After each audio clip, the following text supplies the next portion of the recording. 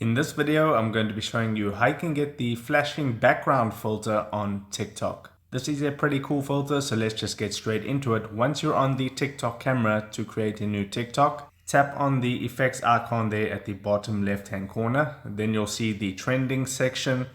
And as you can see in the first row for me, the second filter is the flashing background filter. So if I tap on that, you can see the background is now pretty cool in my opinion. You can go and record your video from here, add your effects. But if you're not finding the filter from this effects tray over here, what you can do is you can go back and then go back again.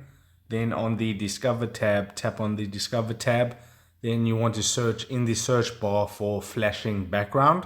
It should pop up there with some videos underneath. Now, if you're not seeing that on your TikTok account, that means the filter is not yet rolled out for your specific country. So you might just have to wait just a couple of days. You can see the videos are fairly recent, but if I tap on any one of these videos, you can either tap on there where it says effects, or you can tap on one of the videos and then you'll be able to see it says flashing background above the person's username. If you tap on that, it'll take you to the effects page. You can add it to your favorites, or you can try this effect by tapping the button at the bottom.